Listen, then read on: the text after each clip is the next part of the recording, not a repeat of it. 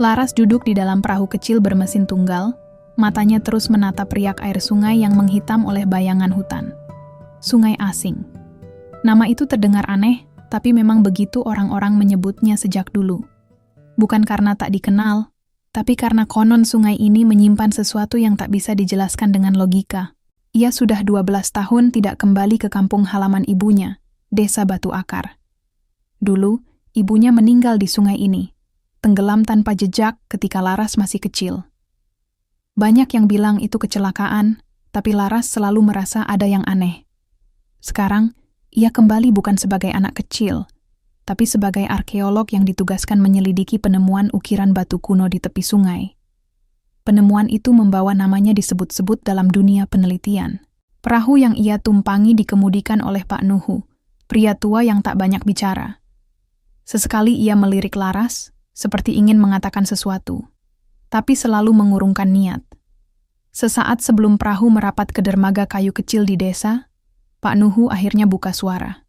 "Kalau bisa jangan lama-lama di sini, Nak Laras. Sungai ini belum lupa dan belum memaafkan." Laras menoleh, dahi berkerut. "Maksudnya, Pak?" Pak Nuhu tak menjawab. Ia hanya menunjuk ke deretan pepohonan rimbun di seberang sungai. "Lihat saja nanti." Begitu Laras turun dari perahu, suasana desa langsung terasa berat. Orang-orang memandangi dia dengan tatapan campur aduk, sebagian curiga, sebagian takut, sebagian lagi seperti mengenal wajahnya, tapi enggan menyapa. Bahkan seorang ibu menarik anaknya menjauh saat Laras lewat. Di rumah panggung tua milik almarhum ibunya, Laras membersihkan debu dan membuka jendela lebar-lebar. Udara lembab masuk, bersama bau sungai yang khas, sedikit amis, sedikit pahit. Malamnya, saat ia mulai menata perlengkapan dan mencatat rencana penelitian, terdengar ketukan pelan di pintu.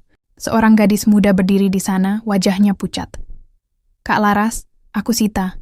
Disuruh kepala desa bantu kakak selama di sini." Laras mengangguk dan mempersilakan masuk. Sita tampak gugup, tapi mencoba ramah. Ia membawa sekeranjang pisang dan termos teh. "Kalau kakak mau ke lokasi ukiran batu, saya bisa antar besok pagi," katanya. "Tapi, kakak harus janji satu hal." "Apa itu?" tanya Laras. "Jangan sentuh arca itu. Jangan bicara sembarangan di dekatnya. Dan, jangan pernah menginap di sana." Laras diam sejenak. "Kenapa?" Sita menunduk. "Karena itu bukan cuma batu, itu penjaga." Laras tak membalas. Ia hanya menatap keluar jendela ke arah sungai yang tenang.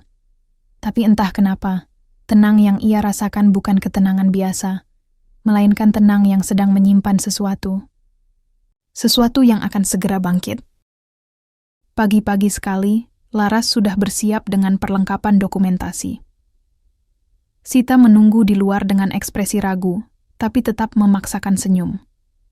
Mereka menyeberangi sungai dengan perahu kecil, menyusuri bagian yang lebih sunyi dan belum banyak dijamah manusia.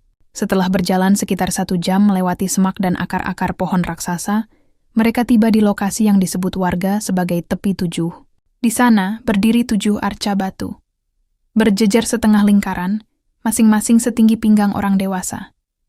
Bentuknya kasar dan tidak seragam, tapi setiap arca memiliki wajah berbeda. Ada yang tersenyum, ada yang menangis, ada yang seolah sedang menjerit. Laras mendekat dengan kagum. Ini bukan ukiran biasa, ini seperti simbol karakter manusia. "Penjaga," gumam Sita pelan.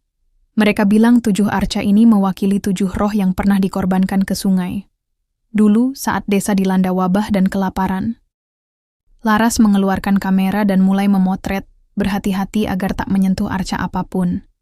Tapi tanpa ia sadari, Danu, salah satu anggota timnya yang datang menyusul, sudah lebih dulu tiba di belakang mereka, dengan kamera di tangan. "Ah, jadi ini yang heboh itu," ujar Danu. "Cuman batu tua, kan?" Tanpa menunggu, ia menepuk salah satu arca yang wajahnya paling menyeramkan. Sita langsung menjerit, "Jangan disentuh!" Tapi sudah terlambat. Angin mendadak berhenti. Udara jadi sunyi sekali, seolah semua suara di hutan terhisap. Daun-daun tak bergerak. Air sungai di kejauhan jadi sangat tenang, terlalu tenang. Danu tertawa kecil. "Apa sih, takut hantu?" Namun malam itu, saat mereka kembali ke rumah panggung, Danu tidak makan malam. Ia hanya duduk diam di beranda, menatap kosong ke arah sungai. "Kau kenapa, Dan?" tanya Laras. Danu menoleh pelan.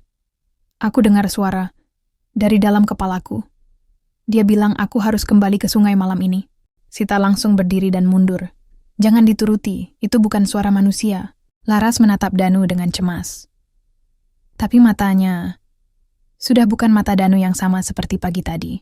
Dan malam itu, ketika semua orang tertidur, Danu menghilang. Yang tertinggal hanya jejak kaki basah, mengarah langsung ke tepi sungai. Sejak Danu menghilang, suasana desa berubah mencekam. Laras, Sita, dan 2 anggota tim lainnya, Reno dan Bunia, berusaha tetap melanjutkan penelitian. Tapi bayangan Danu terus menghantui pikiran mereka. Setiap malam, suara langkah basah terdengar di sekitar rumah panggung, namun tak ada siapapun saat diperiksa. Reno mulai bersikap aneh. Ia bicara sendiri, sering termenung sambil mencoret-coret bentuk wajah Arca di buku catatannya. Bunia mengeluh sakit kepala dan mengaku bermimpi dicekik oleh seseorang di dalam air. Ini bukan sugesti, Laras, kata Bunia dengan wajah pucat. Aku merasa ada sesuatu dari sungai yang ingin masuk ke tubuh kita. Sita diam-diam memberi Laras seikat bunga kering dan seutas benang merah. Itu buat jaga-jaga, ikat di tanganmu. Kalau roh sungai sudah menempel, susah dilepas. Tapi semuanya menjadi lebih buruk saat Laras menyadari sesuatu. Arca yang disentuh Danu sudah berubah. Senyumnya menghilang. Wajahnya kini tampak murka. Dan bukan hanya itu. Ada bekas tangan baru di permukaannya. Seperti bekas ukiran yang baru saja muncul. Mirip tangan Reno. Malamnya Reno menghilang. Laras menemukan buku catatan Reno di tepi sungai. Halamannya basah. Di sana tertulis kalimat berulang-ulang. Aku bukan orang jahat, aku cuma takut, aku cuma ingin keluar dari sini. Kini hanya Laras, Sita, dan Bunia yang tersisa. Laras mulai menghubungkan semuanya. Sungai itu tidak hanya membawa roh mereka yang mati, tapi juga mencari orang-orang yang menyembunyikan niat buruk, ketakutan, atau pengkhianatan. Sungai itu seperti sedang menguji siapa yang pantas bertahan. Hanya tersisa 3 orang di rumah panggung, Laras, Sita, dan Bunia. Tapi Bunia semakin melemah. Ia nyaris tak bisa bangun dari tempat tidur dan terus bergumam dalam tidur, menyebut nama orang yang tak dikenal Laras. Ia tampak seperti sedang tenggelam dalam mimpi buruk yang tak berakhir. Laras berusaha mencari jawaban. Ia ingat lemari tua di kamar ibunya yang dulu terkunci. Kini, entah mengapa, kuncinya sudah tidak ada. Ia memaksa membukanya dengan linggis kecil, dan menemukan sebuah kotak besi tua, terbungkus kain kafan yang sudah usang. Isinya jurnal harian ibunya. Dengan tangan gemetar, Laras membuka halaman pertama. Tulisan tangan ibunya masih rapi. Di sana tertulis, "Hari ini aku melihat mereka lagi. 7 Arca itu. Mereka hidup, dan mereka menginginkanku." Laras membaca halaman demi halaman. Ibunya ternyata sudah meneliti arca-arca itu bertahun-tahun sebelum ia lahir. Ia percaya arca tersebut adalah wujud roh dari 7 orang yang dulu dijadikan tumbal, agar desa terbebas dari bencana. Tapi satu roh menolak pengorbanan, dan roh itulah yang menyebabkan semua kutukan dimulai.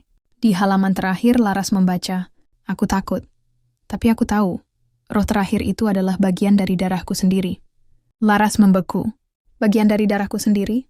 Ia menutup buku itu perlahan, lalu memandang ke arah jendela, ke sungai yang tenang. Tiba-tiba Bunia menjerit dari kamar sebelah. Laras dan Sita berlari ke sana. Bunia sudah duduk tegak, matanya terbuka lebar, tapi tak melihat. Ia tersenyum aneh. "Laras, ibumu bilang, waktumu sebentar lagi." Lalu tubuh Bunia ambruk, dan dari luar rumah, suara air terdengar lebih keras dari biasanya. Seperti ada sesuatu yang naik dari sungai. Malam itu, Laras tidak bisa tidur. Setelah kejadian dengan Bunia, ia tahu waktunya sudah hampir habis. Satu persatu, mereka yang datang bersama ke sungai ini menghilang. Sita menyalakan api kecil di dapur, membuat teh jahe tanpa bicara banyak. Matanya sembab. Ia menatap Laras dengan tatapan pasrah. "Kalau kakak mau bertahan, satu-satunya jalan, masuk ke dasar sungai itu," katanya pelan. Di situ tempat roh terakhir disegel. Dan hanya darahnya yang bisa membuka segel itu.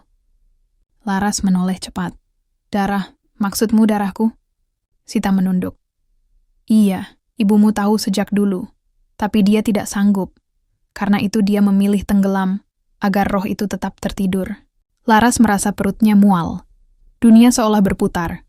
Ia ingin menyangkal semua ini, tapi kejadian-kejadian beberapa hari terakhir terlalu nyata. Menjelang subuh mereka menuju sungai. Laras memakai pelampung dan membawa senter tahan air. Sita menunggu di atas perahu, menggenggam rosario dan komat kamit berdoa. Air sungai dingin dan gelap. Tapi di dasar, ada sesuatu yang tak bisa dijelaskan. Di balik bebatuan, Laras menemukan celah sempit.